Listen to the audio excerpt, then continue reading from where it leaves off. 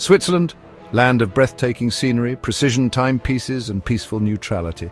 A nation known for its tranquility and respect for order. As the sun dips below the majestic Alps, casting long shadows across the valleys, a sense of calm descends upon the land. In the heart of this idyllic country, nestled among rolling hills and sparkling lakes, lies a small town. Life here moves at a slower pace, governed by the rhythms of nature and the traditions of generations past. Nightfall brings a hush to the cobblestone streets as residents retreat to the comfort of their homes. Behind one such window, however, a different story unfolds, a story of fear, torment, and an invisible threat that shatters the peace of the night. This is not a tale of mythical creatures or supernatural occurrences, but a chilling account of alleged assaults, as real as the walls that confine its victims. This is where our investigation begins, in the very heart of tranquility, where a sinister undercurrent disrupts the harmony. This is a story about the sanctity of one's home being violated, about the invisible lines crossed, and the desperate search for answers in the face of an unknown enemy.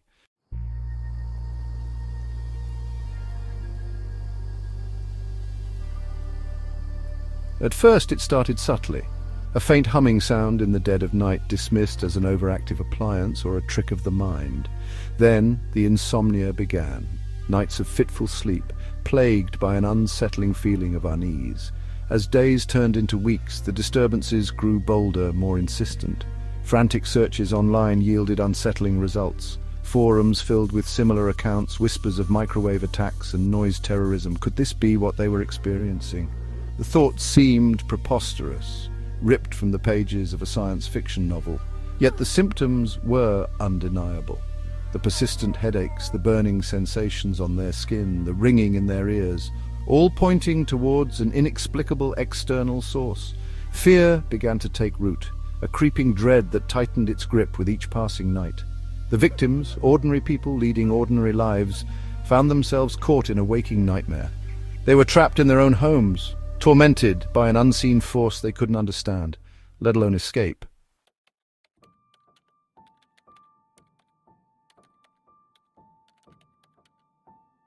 My life used to be so full of ambition and optimism. Now I can barely sleep. The relentless humming has invaded my apartment. Meet Sarah, a young professional. Now, dark circles under her eyes tell a different story. I used to find solace in the quiet routine of my days. Now the constant buzzing is unbearable. Then there's Peter, a retired teacher. The constant buzzing has turned his sanctuary into a prison of sound. These are just a few faces, a small sampling of the countless lives affected by this insidious form of torment.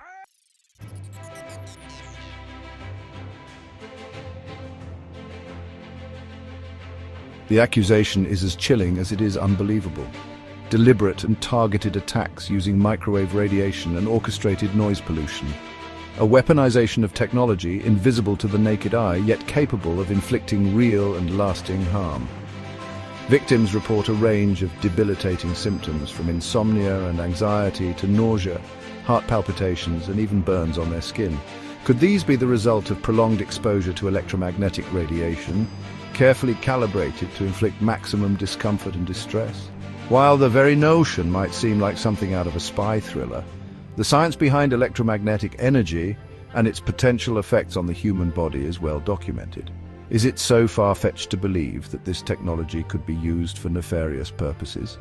As we delve deeper into this unsettling world, we will examine the evidence, consult with experts, and confront the authorities tasked with protecting citizens from such threats.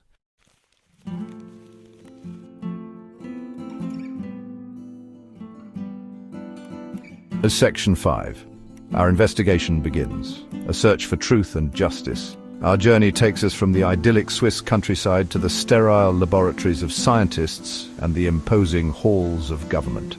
We will speak to the victims, hear their stories, and analyze the evidence they have painstakingly gathered. We will consult with experts in acoustics, electromagnetic radiation, and psychology, seeking to understand the science behind the alleged attacks and their potential impact on human health. We will also examine similar cases from around the world, exploring the shadowy realm of electronic harassment and its devastating consequences. Our investigation will be thorough, our approach objective. We are not here to sensationalize or to judge, but to seek the truth, however uncomfortable it may be. This is a search for answers, a quest for justice for those who claim to be living in the shadows of a silent war.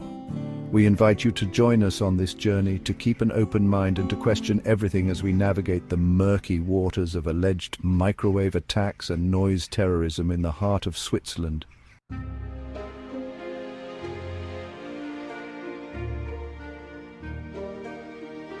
Section 1. The Geneva apartment, a haven turned hostile.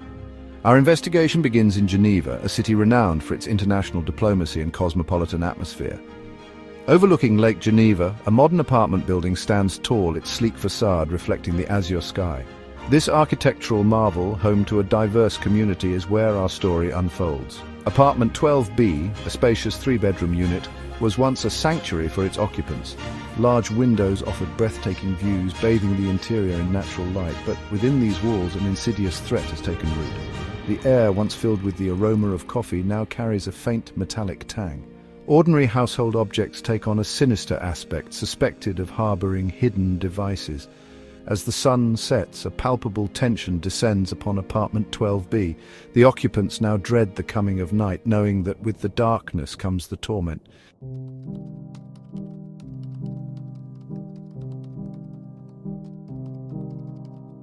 Sarah, a successful lawyer in her late 20s, had always been drawn to Geneva's vibrancy.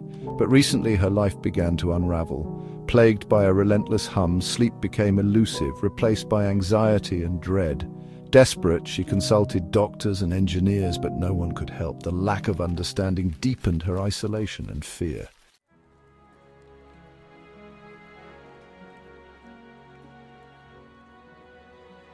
Down the hallway, in apartment 12D, lives Peter, a retired teacher who had always found solace in the quiet solitude of his home. An avid reader and amateur historian, Peter cherished his evenings spent immersed in books and classical music.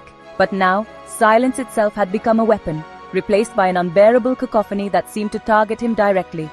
It started with a high-pitched ringing in my ears, Peter recounts, his voice trembling slightly.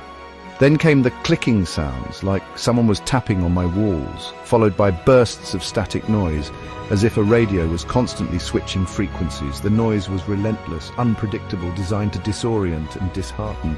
The constant barrage of sound has left Peter with debilitating migraines, his once sharp mind clouded by pain and confusion. He complains of insomnia, heart palpitations, and a constant feeling of nausea. The once vibrant pensioner is now a shadow of his former self, trapped in a prison of sound, his sanctuary turned into a torture chamber. Like Sarah, Peter has sought help from medical professionals and building management, but to no avail. His concerns are met with skepticism, his symptoms dismissed as age-related hearing loss or stress. The lack of understanding, the feeling of being gaslighted by those he trusted, has left him deeply disillusioned and afraid.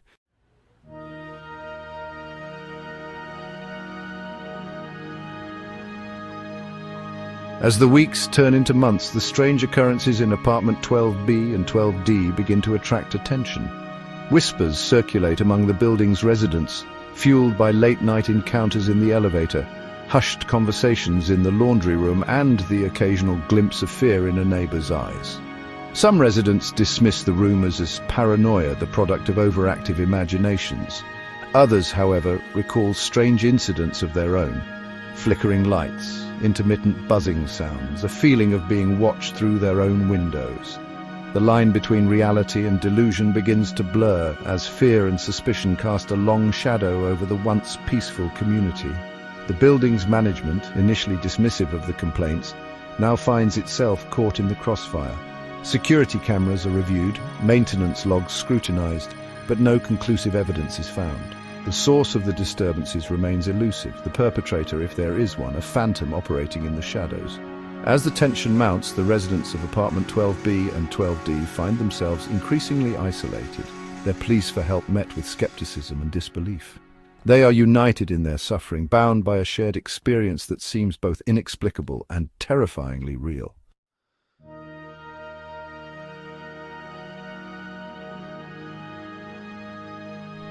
the relentless torment begins to take a visible toll on both Sarah and Peter. Their once vibrant faces now bear the marks of chronic sleep deprivation, their eyes shadowed with fatigue and fear. Sarah complains of persistent headaches, a constant pressure behind her eyes that no amount of painkillers can alleviate. Her hands tremble slightly, betraying her inner turmoil. Peter's once robust health has deteriorated rapidly. His once steady hands now shake uncontrollably, making even the simplest tasks, like buttoning a shirt or holding a cup of tea, a challenge. He complains of dizziness, nausea, and a constant ringing in his ears that makes it difficult to concentrate. Both Sarah and Peter have undergone a battery of medical tests, but the results are inconclusive. Blood work reveals elevated levels of stress hormones consistent with prolonged exposure to extreme stress. Brain scans show abnormal brainwave patterns, suggesting disrupted sleep and potential neurological disturbances. Yet doctors are unable to pinpoint a definitive cause for their debilitating symptoms. The lack of a medical explanation for their suffering only adds to their frustration and fear. They're trapped in a medical and social limbo, their experiences dismissed as psychosomatic, their pleas for help falling on deaf ears.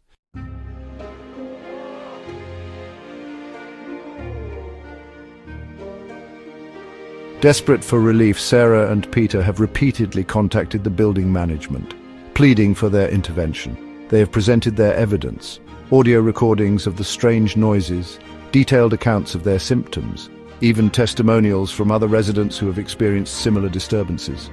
The building manager, however, remains unconvinced. He cites the lack of concrete evidence, the absence of any obvious source for the alleged attacks. He suggests that Sarah and Peter might be overly sensitive to normal city noises or perhaps suffering from stress-related illnesses. Undeterred, Sarah and Peter have also reached out to local authorities, filing complaints with the police and contacting their elected officials. But their efforts have been met with a similar wall of indifference and disbelief. The police, burdened with more conventional crimes, seem reluctant to investigate what they perceive as a domestic dispute or a case of mass hysteria. The elected officials, while sympathetic, claim their hands are tied. Without concrete evidence, without a clear perpetrator, there is little they can do. Sarah and Peter find themselves trapped in a bureaucratic labyrinth, their pleas for help bouncing from one indifferent official to another.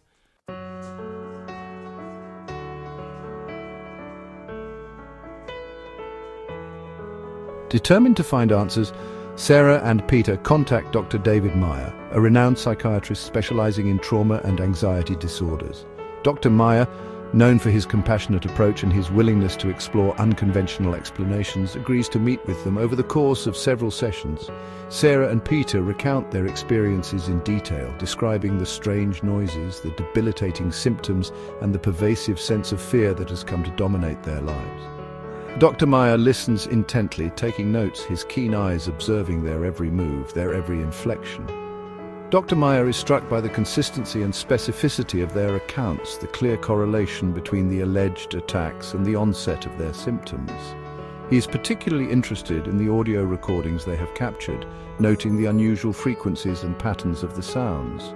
While I cannot offer a definitive diagnosis without further investigation, the symptoms described by Sarah and Peter are consistent with those reported by individuals who believe they are being targeted with directed energy weapons or other forms of electronic harassment.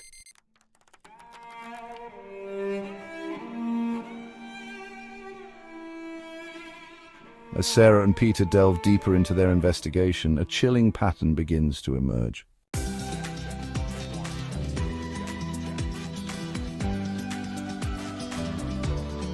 Central to Sarah and Peter's case are the hours of audio recordings they have meticulously collected.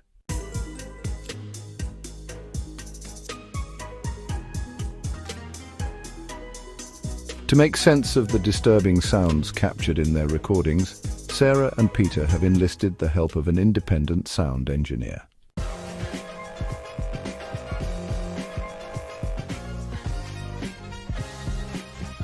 One of the most persistent and unsettling sounds captured in the recordings is a low-frequency hum.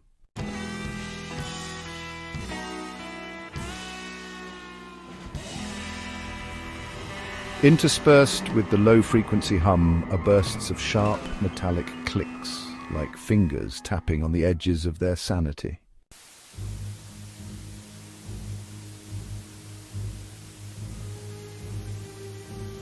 Perhaps the most disturbing of all the sounds captured in Sarah and Peter's recordings are the bursts of static noise.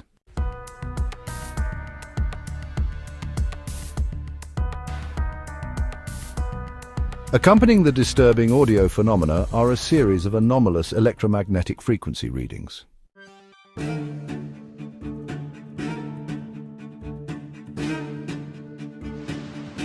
While the human ear can typically detect sounds within a frequency range of 20 Hz to 20,000 Hz, there are sounds that exist beyond this range.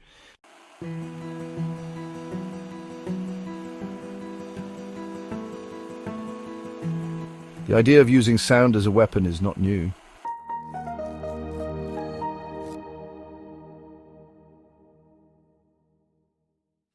The attacks, far from random, reveal a chilling pattern when meticulously charted across a timeline.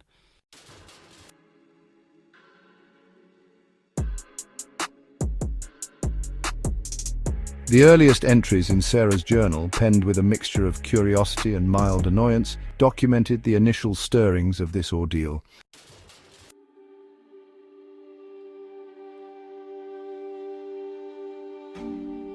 As Sarah and Peter meticulously documented each incident, a chilling pattern emerged.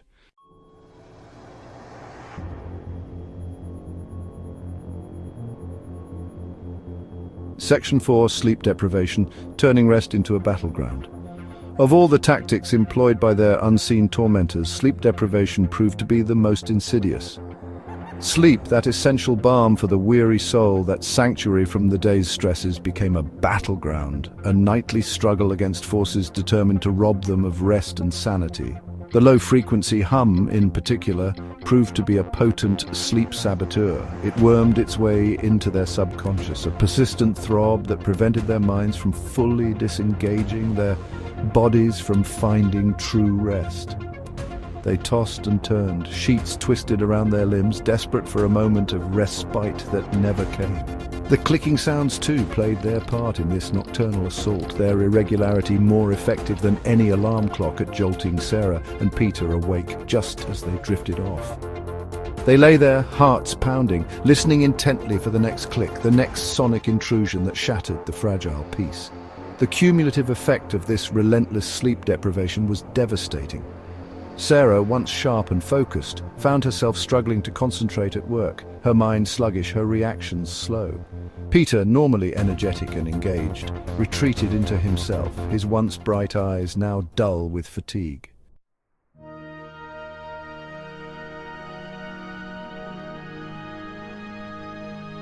Section 5, Amplified Agony, Weekends of Intensified Torment.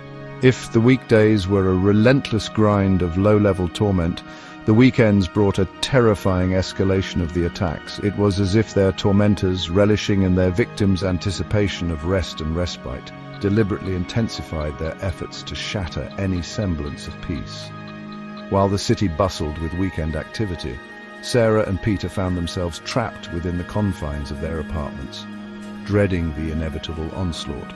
The hum grew louder, a physical pressure that seemed to constrict their chests, making it difficult to breathe. The clicks became more frequent, sharper, like tiny daggers stabbing at their eardrums. The static noise too reached new levels of intensity, a chaotic symphony of crackles and pops that seemed to tear at the edges of their sanity.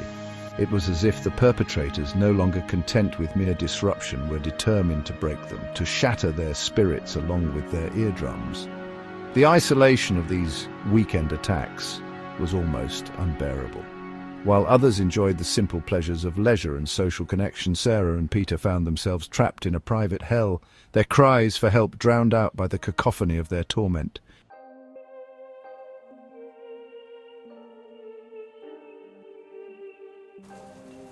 Section 6.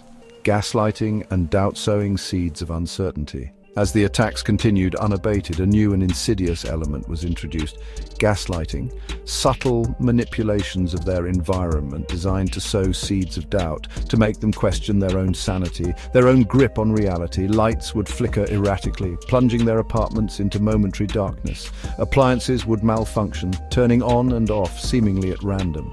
Doors would creak open as if pushed by an unseen hand. These incidents, taken individually, could be dismissed as coincidence, but their increasing frequency and their timing, always coinciding with moments of vulnerability, suggested a more sinister explanation. The goal of this gaslighting was clear: to undermine Sarah and Peter's confidence, to make them doubt their own perceptions, their own sanity. If they couldn't trust their own senses, if they couldn't distinguish between reality and delusion, then who would believe them? Who would take their claims seriously? This psychological manipulation was perhaps the most insidious aspect of their ordeal. It chipped away at their resolve, their sense of self, leaving them feeling isolated, vulnerable, and utterly alone.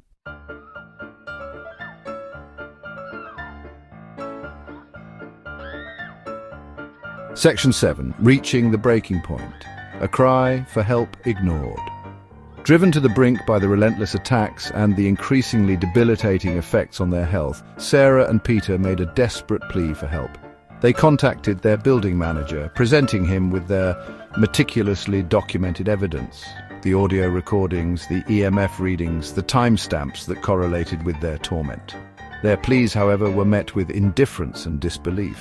The building manager, more concerned with maintaining the property's reputation than the well-being of its tenants, dismissed their claims as the product of overactive imaginations, or worse, an attempt to break their lease without penalty. Undeterred, they reached out to the authorities, filing a police report detailing the harassment, the psychological torture, the deliberate attempts to undermine their health and sanity, but their hopes for justice were quickly dashed.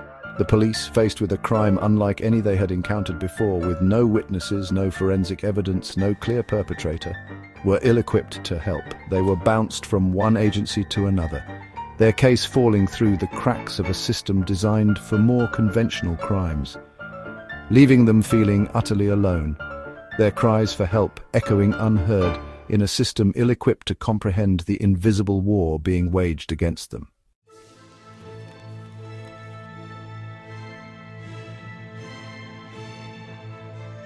Section 8. The price of silence, the human cost of invisible warfare. The toll this invisible war took on Sarah and Peter was evident. Their once vibrant faces were now etched with worry and exhaustion. The dark circles under their eyes, a testament to countless sleepless nights, spoke volumes about the constant state of hypervigilance in which they lived. Their social lives dwindled to almost nothing. The constant fear of attacks, the unpredictable nature of their torment made it impossible to relax, to enjoy the company of others. They became prisoners in their own homes, their world shrinking to the size of their apartments, their lives defined by the four walls that should have been their sanctuary. Sarah, once a rising star in her law firm, found her career stalling, her once sharp mind clouded by fatigue and anxiety. Peter, who had always found solace in his volunteer work, withdrew from his community, his days now consumed by the fear that followed him like a shadow. The invisible war being waged against them had taken so much, their health, their peace of mind, their sense of self. But it had also ignited within them a fierce determination to fight back, to expose their tormentors, to ensure that no one else would have to endure the living hell they were experiencing.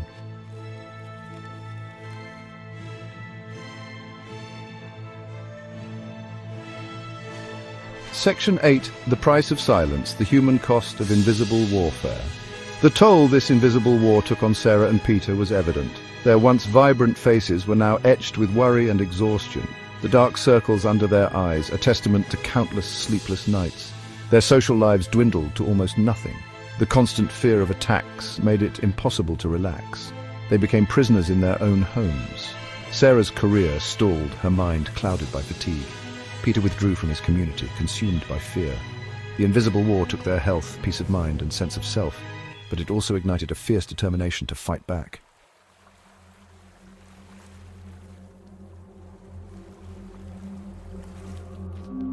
Section 1. The science of microwave attacks, separating fact from fiction. The very notion of microwave attacks often elicits skepticism, conjuring images of science fiction villains and far-fetched conspiracy theories. However, the science behind electromagnetic radiation and its potential effects on the human body is well documented, raising serious questions about the plausibility of such attacks. Microwaves are a form of electromagnetic radiation, similar to radio waves, visible light, and X-rays, but occupying a specific frequency range within the electromagnetic spectrum. While commonly associated with heating food in microwave ovens, microwaves have a wide range of applications, including telecommunications, radar, and even medical imaging. Exposure to high levels of microwave radiation can indeed have adverse effects on human health. This is why microwave ovens are designed with safety features, such as metal shielding and interlocks to prevent radiation leaks. However, the levels of microwave radiation required to cause significant harm are far greater than those encountered in everyday life. The question at the heart of Sarah and Peter's case is whether it is possible to deliberately and covertly direct microwave radiation at individuals, causing them harm without leaving any trace. To answer this question, we must delve deeper into the world of directed energy weapons and the potential for their misuse.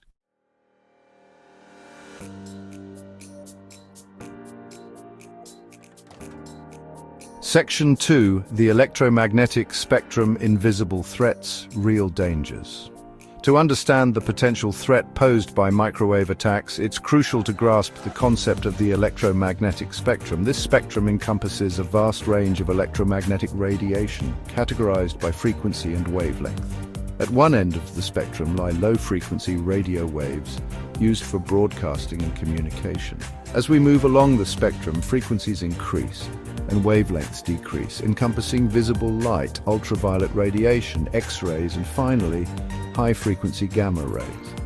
Each type of electromagnetic radiation interacts with matter in unique ways, posing different levels of risk to human health. While visible light is essential for vision, prolonged exposure to ultraviolet radiation can cause sunburn and increase the risk of skin cancer. X-rays, with their ability to penetrate tissues, are invaluable for medical imaging but can also damage cells and DNA. The electromagnetic spectrum is a powerful force of nature, capable of both sustaining life and posing significant risks. Understanding its properties and the potential dangers associated with different types of electromagnetic radiation is essential for comprehending the complexities of microwave attacks and their potential impact on human health. As technology advances and our understanding of the electromagnetic spectrum deepens, it is crucial to remain vigilant about the potential for misuse and to develop safeguards to protect ourselves from invisible threats.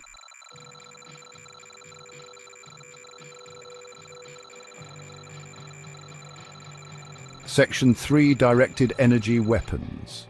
A history of military development. The concept of harnessing energy and directing it towards a target is not new.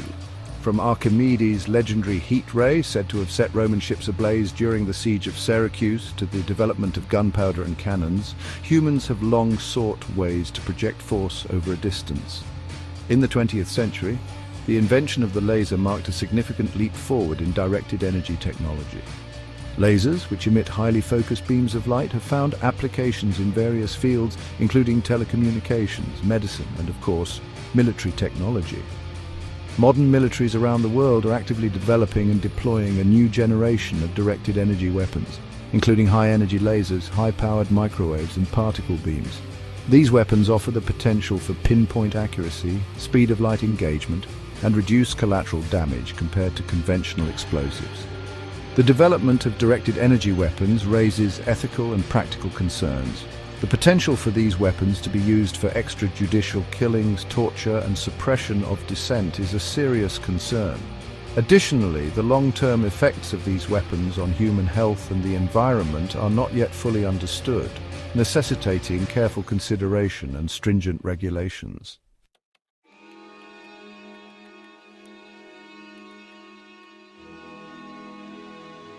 Section 4. Non-lethal warfare, the potential for abuse. In recent decades, there has been a growing emphasis on developing and deploying so-called non-lethal weapons for law enforcement and military operations. These weapons, intended to incapacitate or deter individuals without causing death or permanent injury, include tasers, rubber bullets, tear gas, and acoustic devices. While proponents argue that non-lethal weapons offer a more humane alternative to traditional firearms, their use is not without controversy. Critics point to the potential for abuse, the risk of unintended injuries, and the psychological trauma that can result from exposure to these weapons. The line between non-lethal and lethal can be blurry, as the effects of these weapons can vary depending on factors such as proximity, duration of exposure, and underlying health conditions. Moreover, the use of non-lethal weapons can escalate situations, leading to a more violent response from both law enforcement and protesters. The development and deployment of non-lethal weapons, including directed energy devices, require careful consideration of ethical implications, potential for abuse, and long-term consequences for individuals and society.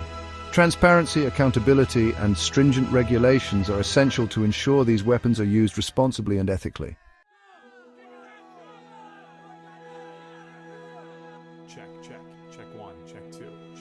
Section 5. The human body as an antenna vulnerability to EMF radiation. The human body is, in essence, a complex electrical system. Our nervous system relies on electrical impulses to transmit signals between the brain and the rest of the body. Our hearts beat rhythmically thanks to electrical signals generated by the heart's natural pacemaker. Even our thoughts and emotions are accompanied by electrical activity in the brain. This inherent electrical nature makes us vulnerable to electromagnetic radiation, including microwaves. Just as an antenna can receive and transmit radio waves, our bodies can interact with electromagnetic fields.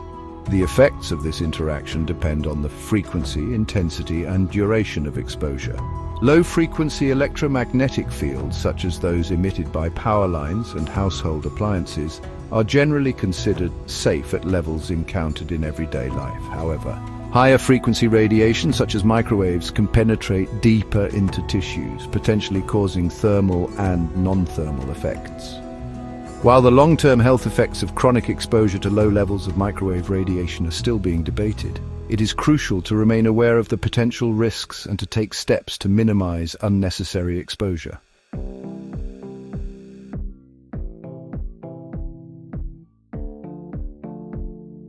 Beyond the realm of physical harm, sound can also be wielded as a powerful tool of psychological warfare. The human mind is exquisitely sensitive to auditory stimuli, and the deliberate manipulation of sound can have profound effects on our emotions, thoughts, and behavior. Music, for example, has long been recognized for its ability to evoke a wide range of emotions, from joy and tranquility to sadness and anger. Certain sounds, such as the gentle patter of rain or the crackling of a fire, can induce feelings of relaxation and well-being. Conversely, jarring noises, such as sirens or screams, trigger our fight or flight response, flooding our bodies with adrenaline and preparing us for danger. The deliberate use of sound to disorient, manipulate, or inflict psychological distress is a chilling reality. From the use of loud music and sleep deprivation as interrogation techniques to the deployment of sonic weapons for crowd control, the power of sound to influence the human mind should not be underestimated. As our world becomes increasingly noisy and technology provides ever more sophisticated means of manipulating sound, it is crucial to protect our acoustic environment and to be aware of the potential for sonic assault, both physical and psychological.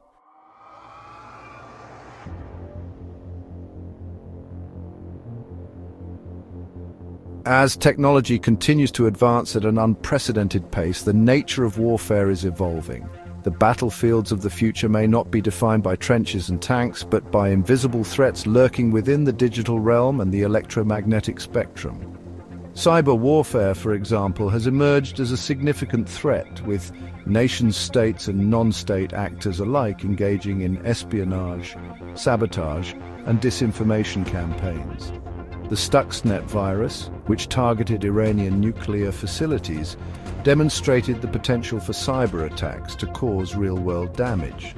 The increasing proliferation of connected devices, from smartphones and laptops to smart homes and self-driving cars, creates new vulnerabilities. Hackers and hostile actors could exploit these vulnerabilities to disrupt critical infrastructure, steal sensitive information, or even cause physical harm. The future of warfare will be characterized by a blurring of lines between the physical and digital worlds, between state and non-state actors, and between conventional and unconventional weapons. Addressing these evolving threats requires a comprehensive approach encompassing technological innovation, international cooperation, and a renewed focus on ethics and international law.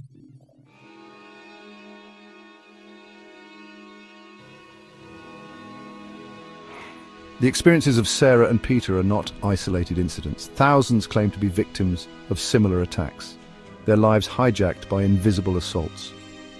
Are we failing to recognize a silent epidemic of technological abuse? Online forums are filled with accounts of relentless humming, clicking sounds, and sudden bursts of static noise. Victims share a common experience of being targeted, tormented, and disbelieved. The scientific community remains divided on microwave attacks and electronic harassment. Proving deliberate and targeted attacks is extremely difficult. The lack of physical evidence and the challenge of replicating these attacks make it difficult to prove their existence. This lack of scientific consensus should not be interpreted as evidence that these attacks are not happening. The volume of anecdotal accounts and the consistency of reported experiences demand further investigation and greater awareness.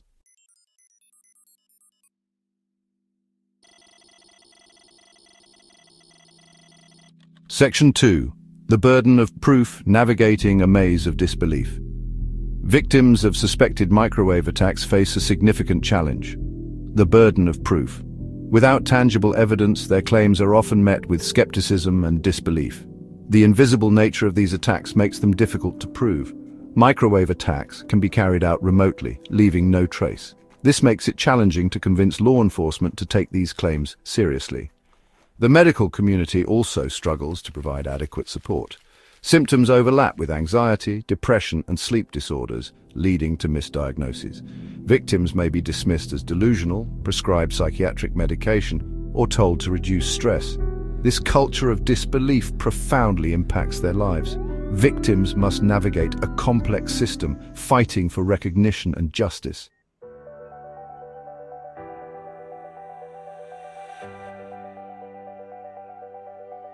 Section 3, Seeking Justice, a plea to Swiss authorities. The Swiss government, with its tradition of neutrality and human rights, must address alleged microwave attacks and electronic harassment. Sarah and Peter's case highlights that even in safe countries, invisible threats can exist. Swiss authorities must investigate these claims, support victims, and establish legal frameworks. A dedicated task force should investigate claims of microwave attacks and electronic harassment. This task force should gather evidence, interview witnesses, and prosecute those responsible. Victims need specialized support services, including medical and psychological care. Counseling, legal aid, and financial assistance should be available to help victims. Clear legislation is needed to define these acts as criminal offenses and provide legal recourse. The Swiss government must protect its citizens from all forms of harm.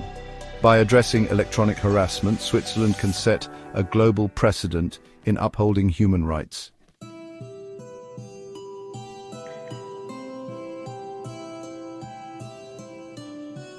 Section 4, International Implications, a global pattern of abuse. Allegations of invisible assaults are not confined to Switzerland. From the United States to Canada, the UK to Australia, and Asia to Africa, individuals report similar technological abuse. This raises questions about microwave technology's misuse.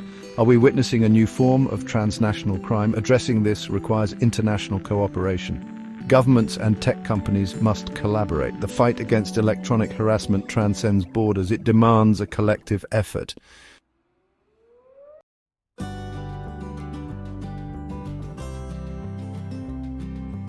Section 5, a call to action, breaking the silence, demanding protection. Technology can be a weapon of invisible abuse, inflicting pain, fear, and control. But individuals like Sarah and Peter fight back, demanding protection. This is a fight for all of us. We must remain vigilant, listen to victims, and demand accountability, support organizations, raise awareness, and advocate for change. Create a culture of belief and safety for victims. Together, we can ensure technology is a force for